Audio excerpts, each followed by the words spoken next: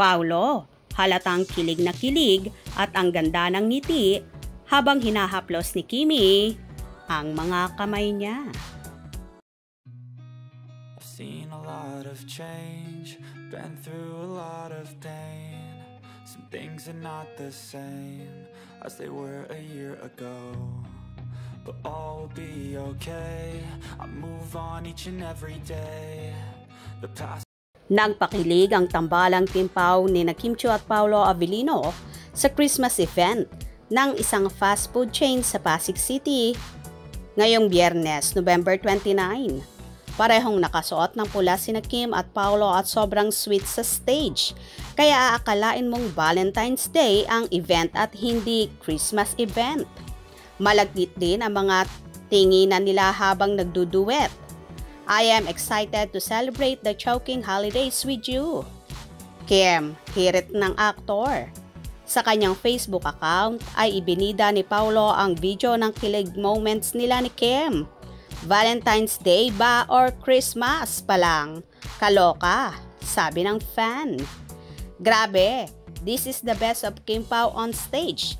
Walang makakapigil pa sa kilig overload, all time sa inyo lang nakafocus ang lahat. Thanks Chowking para sa Kim Pao. Be the best teams. Ha ha ha ha. Say pa ng isa.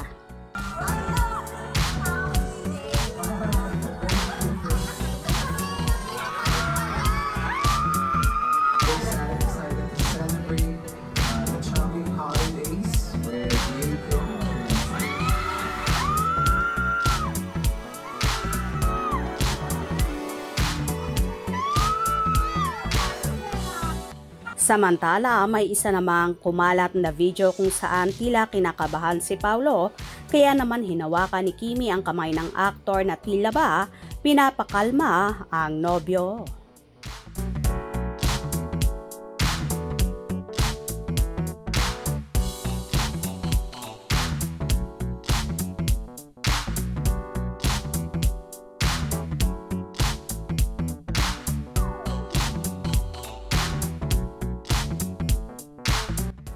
Kitang-kita naman ang sweetness ng Kim Pao on and off camera na pagpapatunay lang na may natatangi na silang relasyon base na rin sa titigan nila at senyasan. Mukha rin namang kilig na kilig si Paolo sa ginagawang paghawak ni Kimi sa kamay niya. Tumatapang na nga ba ang Kim Pao at unti-unti nang lumalantad kung saan tila inamin na nga ng dalawa ang real score status sa pag-ibigan nila. Lalo pat nasabi ni Paolo na patibay ng patibay ang samahan nila ni Chinita Princess. Indikasyon na nga ba ito na talagang magjowa na ang Kim Pao? Ano sa palagay nyo?